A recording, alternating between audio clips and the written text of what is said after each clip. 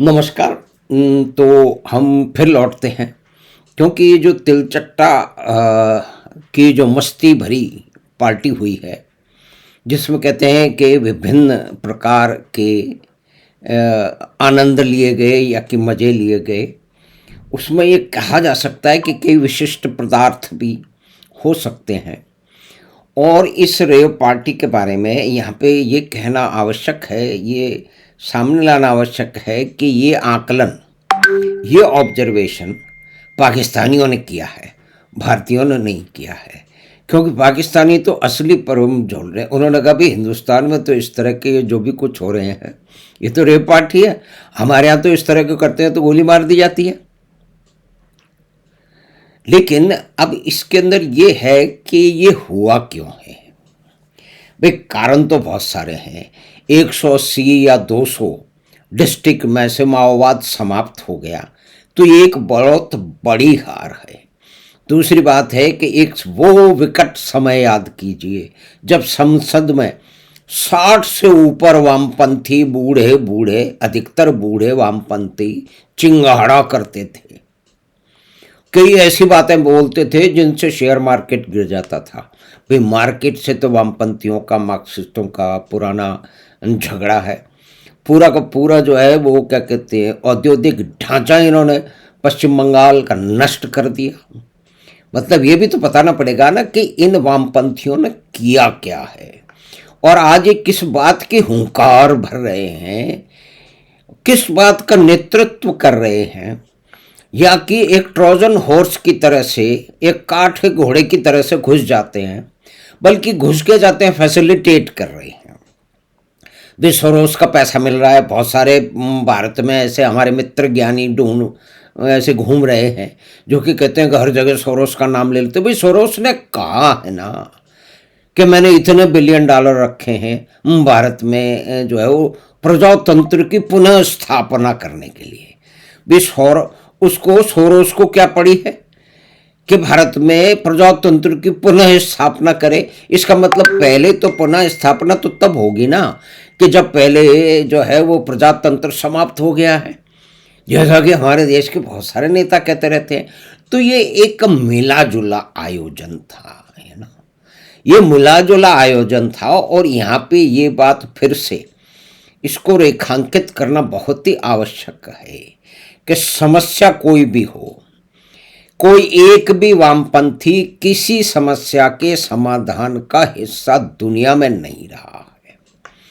ये बात ठीक है कि कोई भी एक घटना हो, कोई परिस्थिति हो, या कि जनता के किसी एक भाग में किसी एडमिनिस्ट्रेटिव फेलियर के कारण भी, नीट की परीक्षा एडमिनिस्ट्रेटिव फेलियर है और ये पहली बार तो हुई नहीं है कि भारत में कहीं पहले एक नीट की परीक्षा जो है वो उसका पेपर लीक हो गया। नहीं होना चाहिए था, लेकिन ये तो 1950 से नहीं होना चाहिए था।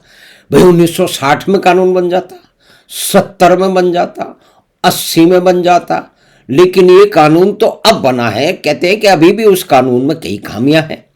तो हमारे जो देश की ब्यूरोक्रेसी है वो अपने संगी साथियों को बचाने के लिए कोशिश करती है कि उसके कानून में कुछ ऐसी छोड़ दी जाए कि जिनसे उनको माल मिल रहा है वो अपना चोर दरवाजे से, पीछे के दरवाजे से अपना काम करते रहें।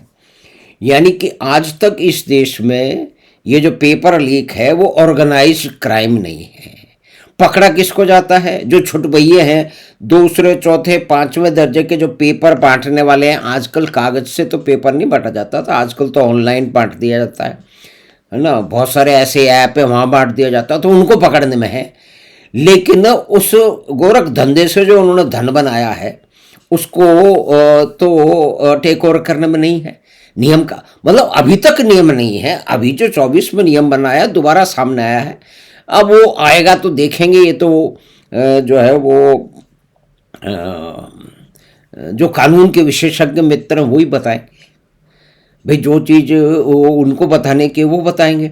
तो कुल मिला के मुख्य बात यह है कि किसी भी झंझट का, किसी रोष का, किसी समस्या का, किसी दुर्घटना का उपयोग अपनी शक्ति बढ़ाने के लिए करने के अलावा कोई वामपंथी का किसी भी गंभीर समस्या का आमूलचूल परिवर्तन करने का ना तो कोई दृष्टि है, ना कोई ऑब्जेक्टिव है, और ना उनकी पढ़ाई लिखाई है ना।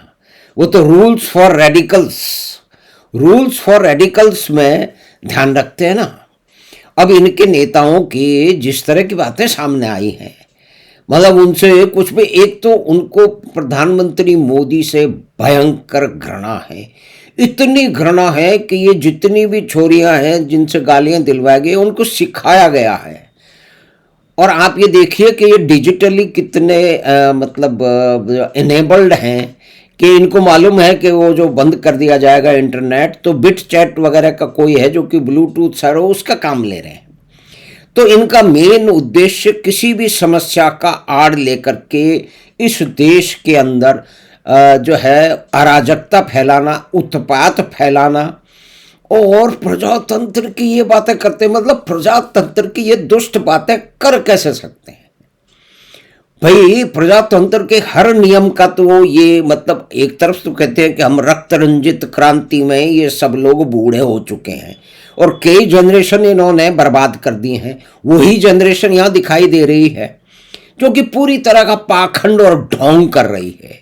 मतलब 23-23 दिन तक बिना खाना खा करके कोई आदमी जो है वो जीवित रह सकता है, लेकिन ये पाखंड हो रहा है कि जो कि एक इनकी कोई नया बोरा वोरा नाम की कोई नीति है जो इतना नाटक करिए कैमरों के सामने कि दो दो पकड़ करके उसको टॉयलेट ले जा रहे हैं, और उसके बाद में जब इस्तीफा हो गया तो वो धमाधम नाच रही है। भाई ये तो सारी की सारी विद्या दीदी से सीखी होगी, दीदी ने वामपंथियों से सीखी है।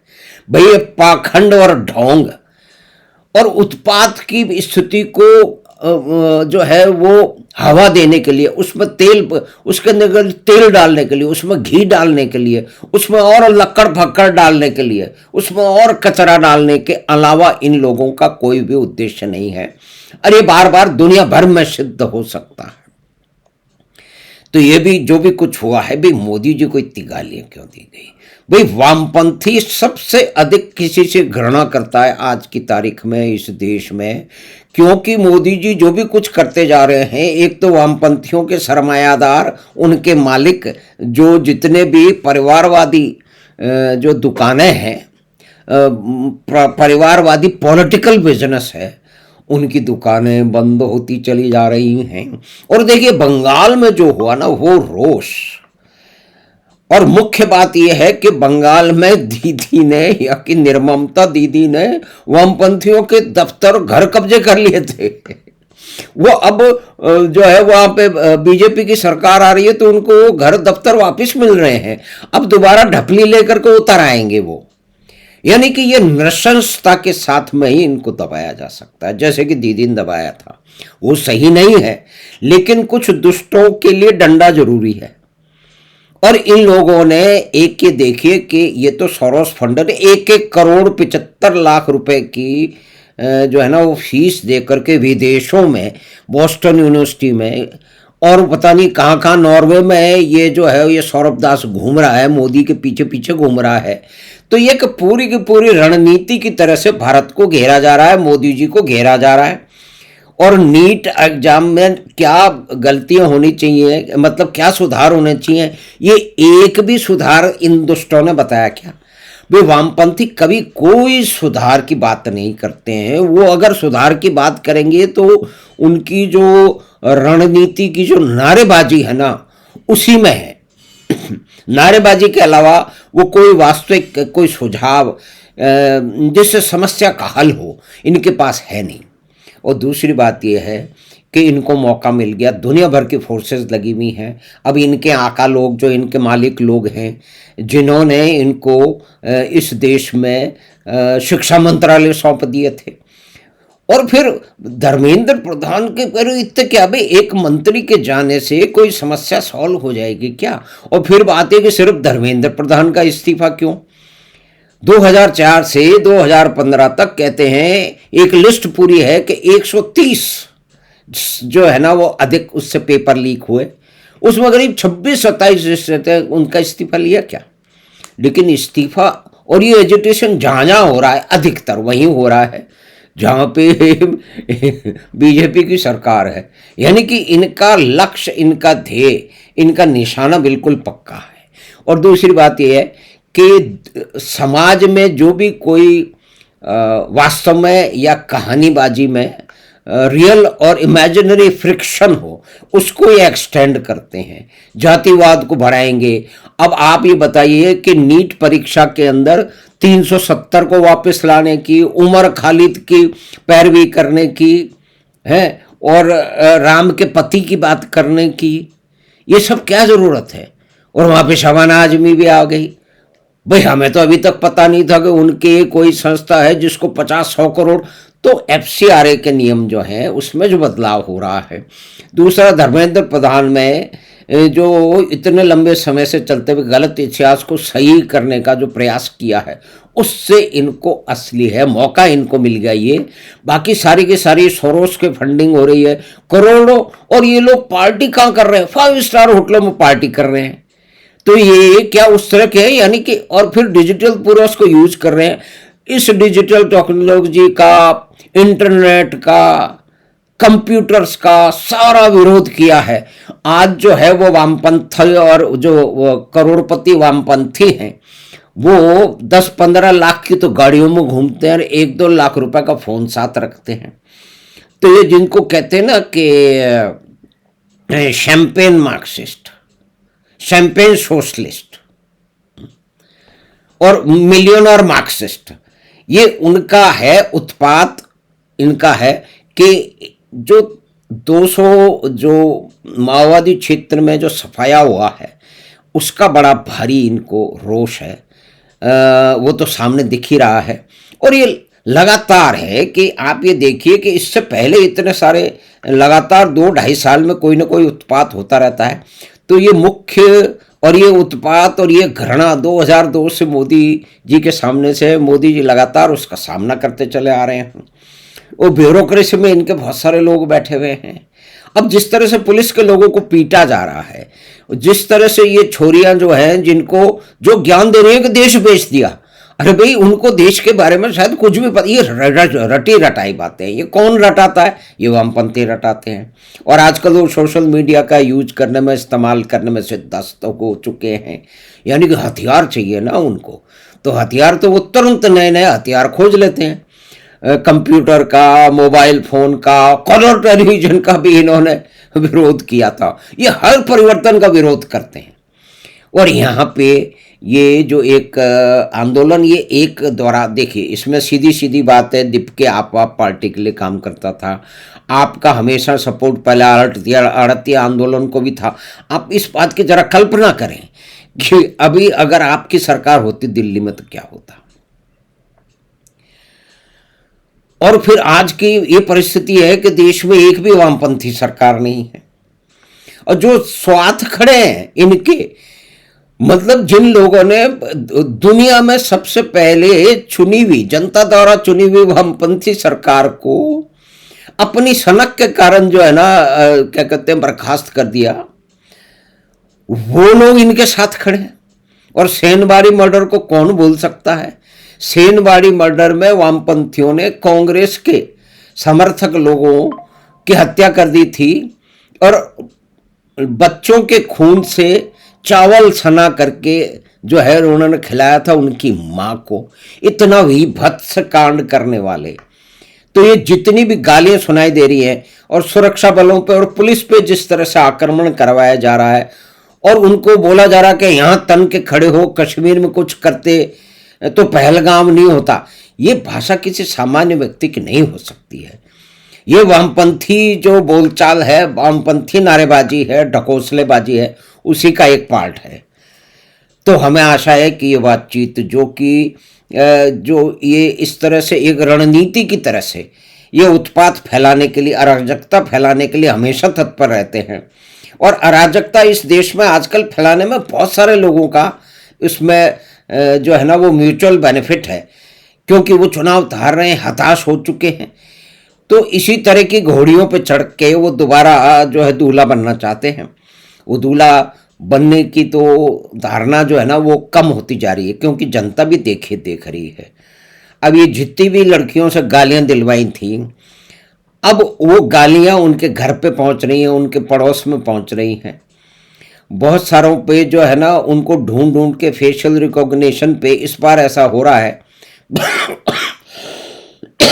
क्षमा कीजिएगा, पिछली बार छोड़ दिया गया था, तो इस बार 3,000 से ज़्यादा है, उसमें 1,000 तो अपराधी पाए गए हैं।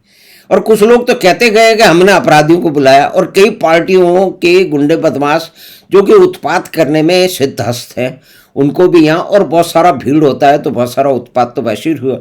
लेकिन जिस तरह से जो है वो क्या कहते हैं, सिक्योरिटी फोर्सेस को, सुरक्षा दलों को और पुलिस को टारगेट किया गया, वो 6-6 फुट के जवान सीधे खड़े हैं, छटाक भर की छोरियां उनको गाली दे रही हैं, उनको पता नहीं नीला टॉयलेट लाल टॉयलेट बोल रही हैं, और उन दुष्टाओं को अब समझ में आ रहा है कि क्या। लेकिन इसमें से कुछ जो आइडियोलॉजिकली जो सैचुरेटेड हो चुकी है, नेरा बोरा वोरा टाइप, इन लोगों को मतलब ये प्रजातंत्र पर ज्ञान बांट के चले जाते हैं। तो ये तो हमारे जो राष्ट्रवादी है, उनके प्रवक्ता, उनको भी ध्यान देना चाहिए कि भाई ये जो हमेशा रख रख क्रांति की पूजा करते करते बूढ़े हो चुके, कई पीढ़ियां उन्होंने नष्ट कर दी, उनको प्रजातंत्र पे बोलने का हक क्या है? कौन से प्रजातंत्र के नियम मानते हैं? लेकिन ये एक अवसर था इनके लिए, जिन्होंने इसको बहुत ही रणनीति की तरह से यूज करके उत्पात मचाया है। अब आगे, और उत्पात मचाने में इनका घिनौना चेहरा देखे दोबारा सामने भी आ गया है, ऐसा नहीं है कि छुपा रहा है। हाँ, बहुत सारे तथाकथित जो है वो उल्टे बाजू के जो सोच समझ करने वाले लोग हैं, वो गालियों का जो है समर्थन कर रहे हैं, और अरुंधति राय कहती कि मैंने गालियों से ये कुछ सीखा है। मतलब अब क्या क्या कहा जाए। तो हमें आशा है कि बातचीत आपको पसंद आई होगी। तो आप चैनल बात 25 को सब्सक्राइब करें, लिंक अपने मित्रों परिवार के साथ साझा करें। हम आपसे फिर मिलेंगे बात 25 की अगली बात में। और आपसे फिर ये निवेदन है कि आप जब सब्सक्राइब करें तो जो डिफ़ॉल्ट सेटिंग होती है वो जो है वो हिडन होती है, यानी कि विजिबल नहीं होती है, तो उसको कृपा करके विजिबल कर दें। धन्यवाद, नमस्कार।